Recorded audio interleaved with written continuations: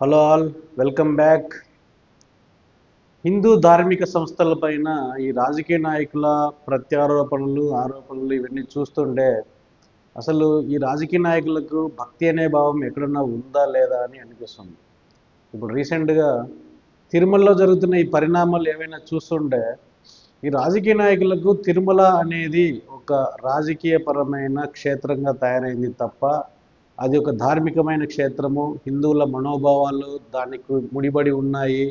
లేకపోతే ఈ తిరుమలలో మనము ఒక పరిధి దాటి రాజకీయపరమైన అంశాలను ప్రస్తావనకు తెస్తే అది ఎంత మాత్రము సమర్థనీయం కాదు అనే స్పృహ లేకుండా ఎవరి ఇష్టారీతిన వాళ్ళు అసలు తిరుమల అంటే జస్ట్ టేకన్ ఫర్ గ్రాంటెడ్, మన రాజకీయ ఆరోపణలు చేసుకోవడానికి లేకపోతే మన రాజకీయ ప్రత్యర్థులపైన పైచేయి సాధించడానికే అది ఒక ఆట వస్తువులాగా తయారైంది అని ఫీల్ అవుతున్నారు తప్ప ఇది హిందువులకు కోటాను కోట్ల భక్తులకు ఇది ఎంత పవిత్రమైన స్థలము, దాని పవిత్రతను మనం అలాగే కాపాడాలి అనే స్పృహ ఎంత మాత్రము లేదు.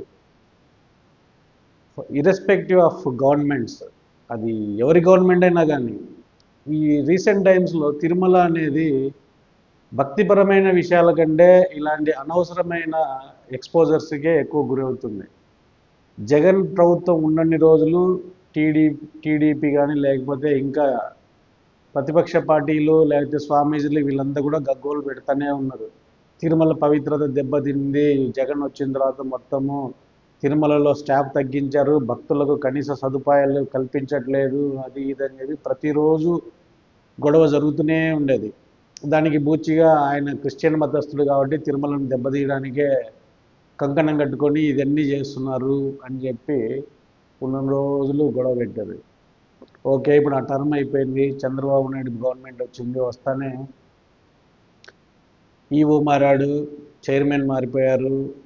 ఓకే, అప్పుడు జరిగింది నిజమే అనుకుంటే పోనీ ఇప్పుడైనా ఏమైనా వీళ్ళు ప్రక్షాళన చేసి గాడిలో పెట్టి పవిత్రతను పెంపొందించడానికి ఏమైనా ప్రయత్నాలు చేస్తున్నారంటే నోబడి నోస్. కానీ అప్పుడు టీడీపీ ఏ పాత్ర పోషించిందో ఇప్పుడు వైసీపీ వాళ్ళు దాన్ని తీసుకున్నారు. ఇప్పుడు రీసెంట్గా గోశాలలో గోవులు మరణించాయి అని చెప్పి భూమన కరుణాకర్ రెడ్డి ఆరోపణ చేశారు. దానికి చేసిన తర్వాత టీటీడీలో చైర్మన్ వాదన ఒక విధంగా ఉంది, ఈఓ వాదన ఒక విధంగా ఉంది, చంద్రబాబు నాయుడు వాదన ఒక విధంగా ఉంది. ఇంకా టీడీపీ ఎమ్మెల్యేల సంగతి ఇంకా చెప్పనవసరం లేదు. చంద్రబాబు నాయుడు గారేమో ఇందులో అసలు ఎలాంటి గోవు మరణించలేదు, అదంతా వీళ్ళు బురద చల్లడానికి చేస్తున్నారు అని చెప్పి ఆయన చెప్పాడు. చైర్మన్ ఏమో ఏదో 20-25 చనిపోయాయి, అవి వయసు రీత్యా కాలం చెల్లి ఇంకా కాలధర్మం చెందాయి అని చెప్పి ఆయన చెప్పారు.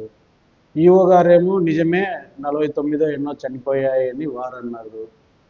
మధ్యలో వీళ్ళందరంటే పాలకపక్షం కాబట్టి టీటీడీకి సంబంధించిన ఎంతో కొంత రెస్పాన్సిబిలిటీ ఉంది కాబట్టి వీళ్ళు స్టేట్మెంట్ ఇచ్చారు. కానీ ఈ మధ్యలో ఈ టీడీపీ ఎమ్మెల్యేలకి పార్టీ నాయకులకి ఈ అత్యుత్సాహం ఎందుకు? ఈ తొడలు కొట్టేసి ఛాలెంజ్లు చేసి గోశాలకు భూమన కరుణాకర్ రెడ్డిని రమ్మని ఈ ఛాలెంజ్ చేయడం ఎంతవరకు సమంజసం? అసలు ఇది ఏమన్నా ఒక పార్టీ సంబంధించిన విషయం అనుకుంటున్నారా, లేకపోతే తిరుమలకు సంబంధించిన విషయం అనుకుంటున్నారా? నాకు అర్థం అవడం లేదు. ఎలక్షన్ అయిపోతానే అంటే లాస్ట్ జూలై ఆ టైంలో చంద్రబాబు నాయుడు గారు కూడా ఇలాగే పూర్తి వివరాలు తెలియకుండా తిరుమల నెయ్యిలో కల్తీ జరిగింది, జంతు కొవ్వు కలిపిన నెయ్యితో ఇంకా ప్రసాదాలు నైవేద్యాలు అన్నీ సమర్పించారు, మొత్తం అపచారం చేశారు, ఈ లడ్డుల్లో కూడా కల్తీ జరిగింది అని చెప్పి ఆయన కూడా అంతకుముందు ఉన్న జగన్ గవర్నమెంట్ పైన బురద చల్లడానికి అట్లా ఆరోపణలు అయితే చేసేశారు. ఇప్పుడు రాజకీయాలు అన్నాక మీ రాజకీయాలు ఎక్కడైనా చేసుకోండి, మీ ఆరోపణలు ప్రత్యారోపణలు ఏమైనా చేసుకోండి, కానీ దానికోసము తిరుమలను ఇందులోకి లాగి తిరుమలను భ్రష్టు పట్టించే విధంగా మీ స్టేట్మెంట్లు ఇవ్వడము, భక్తుల మనోభావాలు దెబ్బతినే విధంగా ఈ రాజకీయ నాయకులందరూ కూడా తయారైపోయారు. ఇది హిందువులది కాబట్టి వీళ్ళు ఇలా అడ్వాంటేజ్ తీసుకొని ఎవరు ఇష్టం వచ్చినట్టు వాళ్ళు మాట్లాడుతున్నారు. అదే వేరే మతాలకు సంబంధించిన కార్యక్రమాలైనా విషయాలైనా వీళ్ళు ఇంతే సులువుగా స్టేట్మెంట్లు ఇస్తారా, ఈ విధంగా దాన్ని బజారుకి ఈడుస్తారా అనేది ప్రశ్న. వేరే మతాల దగ్గరికి వెళ్ళిపోయేటప్పటికీ అత్యంత వినయ విధేయతలతో భక్తి శ్రద్ధలతో వెళ్ళిపోయినట్టు ప్రవర్తిస్తారు. వాళ్ళకు సంబంధించింది ఏదైనా కూడా పబ్లిక్గా మాట్లాడడానికి తటపటాయిస్తారు. మోస్ట్ ఆఫ్ ది టైమ్స్ అలాంటి వార్తలే పబ్లిక్లోకి రాకుండా మాట్లాడేసి అది వాళ్ళ మతానికి సంబంధించింది, వాళ్ళ మత పెద్దలు చూసుకుంటారు, అది ఇదని చెప్తారు. కానీ హిందువులది వచ్చేటప్పటికి మాత్రము అదే స్టేట్మెంట్ ఇవ్వరు. ఇది హిందూ మతానికి సంబంధించింది, ఆ హిందూ పెద్దలు ఉంటారు, పీఠాధిపతులు ఉంటారు, స్వామీజీలు ఉంటారు, ఆగమ శాస్త్ర ప్రకారంగా వాళ్ళు ఏం చేయాలో అది చేస్తారు, మనకు అనవసరము అనే భావన మాత్రం ఉండదు. ఇందులోకి వచ్చేటప్పటికి ప్రతోడు ఓన్ చేసుకొని, అంటే ఓన్ చేసుకోవడం అంటే రాజకీయ పరంగా ఓన్ చేసుకుంటారు తప్ప ఆ పవిత్రతను లేకపోతే ఆ భక్తి శ్రద్ధలను ఓన్ చేసుకోరు. దేవుణ్ణి కూడా వీళ్ళ రాజకీయ అవసరాల కోసము భ్రష్టు పట్టించే విధంగా తయారైపోయారు. ఈ హిందువులంటే ఇంత అలసత్వం ఎందుకు? ఎందుకంటే హిందువుల్లో యూనిటీ లేకపోవడము, రాజకీయ పరంగా ఐక్యత లేకపోవడము, వర్గాల వారీగా, కులాల వారీగా, పార్టీల వారీగా చీలిపోవడంతో ఈ రాజకీయ నాయకులకు సులభం అయిపోయింది గెలవడం. అందుకని వీళ్ళు హిందువులు అంటేనే టేకన్ ఫర్ గ్రాంటెడ్ అంటారు. హిందూ సంస్థలు అంటేనే వీళ్ళకి అసలు లెక్కలేదు. హిందూ సంస్థలను వీళ్ళు ఒక రెవెన్యూ జనరేటర్గా చూస్తున్నారు తప్ప ఆ హిందూ సంస్థలకు ఒక పవిత్రత ఉంది, దానికి పురాతన కాలం నుంచి ఒక ప్రాశస్త్యం ఉంది, స్థల పురాణాలు ఉన్నాయి, దేవుడు ఉన్నాడు, అది దేవుడికి సంబంధించింది అనే కనీస స్పృహ లేకుండా ఎవడికి ఇష్టం వచ్చినట్టు వాడు దీన్ని రాజకీయాల కోసం వాడుతూనే ఉన్నారు. ఇది వీళ్ళతోనే ఆగుతుందా అంటే ఆగదు.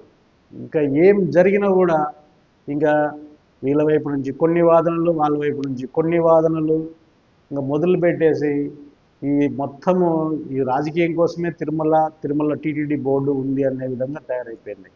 అసలు టీటీడీ బోర్డులోని మెంబర్లను చూస్తేనే అర్థమవుతుంది వీళ్ళకి ఇంతకుముందు ఆధ్యాత్మికంగా కానీ ధార్మికంగా కానీ ఏదైనా కనెక్షన్ ఉందా అని చూసి అలాంటి వాళ్ళకి పదవులు ఇస్తే అదొక విధమైన మంచి. కానీ ఆ టీటీడీ బోర్డులో ఉన్న వాళ్ళంతా ఈ రాజకీయంగా ఈ పార్టీ గెలవడానికి ఎవడు ఫండింగ్ ఇచ్చాడు, ఏ విధంగా వాళ్ళకి ఇంతకుముందు సహాయాలు చేశారు, ఇలాంటి లెక్కలు వేసుకునే వాళ్ళని ఆ బోర్డులో పెడుతున్నారు తప్ప ఒక ఫలానా వ్యక్తిని ఈ బోర్డులో పెట్టడం వల్ల తిరుమల అనేది ఏ విధంగా అభివృద్ధి చెందుతుంది, ధార్మిక కార్యక్రమాలు ఎలా కొనసాగుతాయి, ఆ పవిత్రతను ఎలా కాపాడుతారు, భక్తుల కోసం ఎలా పనిచేస్తారు, లేకపోతే హిందూ ధర్మ ప్రచారం కోసం ఏ విధంగా ఆ వనరులను ఖర్చు పెడతారు, ఇలాంటివి ఏం మాత్రం పరిగణలోకి తీసుకోరు.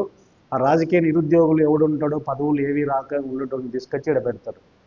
వాళ్ళకి తెలిసింది ఒకటే, ప్రతి నెల దర్శనం కోసం రావడము, వాళ్ళకి సంబంధించిన వాళ్ళందరికీ విరివిగా టికెట్లు సిఫార్సు లేఖలు ఇవ్వడము, ఆ విధంగా ప్రోటోకాల్ని తొంగలో తొక్కడము, మొత్తం ఆ తిరుమలలో వీళ్ళకి ఏవైతే ప్రివిలేజెస్ ఉన్నాయో అవన్నీ వాడేసుకోవడం. అంతకు మించి వీళ్ళు తిరుమల గురించి కానీ తిరుమలను ఏదైనా డెవలప్ చేద్దామని కానీ క్రమబద్ధీకరిద్దాం కానీ లేకపోతే ఆ భక్తుల కోసం సౌకర్యాలు ఎలా పెంపొందించాలని కానీ ఇలాంటివి ఏవీ ఉండవు.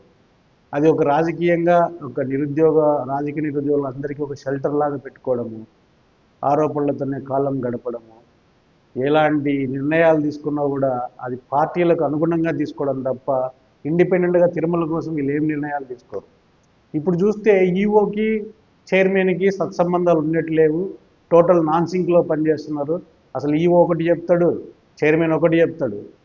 ఓకే, వాళ్ళు ఏదో మాట్లాడుకున్నారో వాళ్ళు చేసుకున్నారు, కానీ ఈ పంచాయతీల వల్ల తిరుమల పవిత్రత ఎలా దెబ్బతింటుందని వీళ్ళెందుకు గుర్తించుకోవడం లేదు, అర్థం కావట్లేదు. ఇప్పుడు గోశాలలో భూమన కరుణాకర్ రెడ్డి ఏదైనా ఆరోపణ చేస్తే టీటీడీ వాళ్ళు ఏం చేయాలి, బాబు ఈ చనిపోయి ఉంటే ఫలానా కారణాల వల్ల చనిపోయాయి, అంతేగాని ఇది అశ్రద్ధ వల్ల కాదు లేకపోతే ఇంకోటి కాదు అని ప్రూవ్ చేసుకోవాలి. అది పాయింట్ 1, అది టీటీడీకి సంబంధించింది. కానీ మధ్యలో ఈ టీడీపీ ఎమ్మెల్యేలు నాయకులు చేరి తొడలు కొట్టేసి ఛాలెంజ్లు విసరడం, అసలు వీళ్ళకి ఏం సంబంధం? అది వీళ్ళు ఏమన్నా వీళ్ళ పార్టీకి సంబంధించిన అనుకుంటారా లేకపోతే టీడీడీకి సంబంధించిన అనుకున్నారా? దీనికి మంది మార్బలం అంతా వేసుకొని వెళ్ళి ఛాలెంజ్లు చేసేసి గగ్గోలు పెట్టాల్సినంత పని ఏముంది అసలు?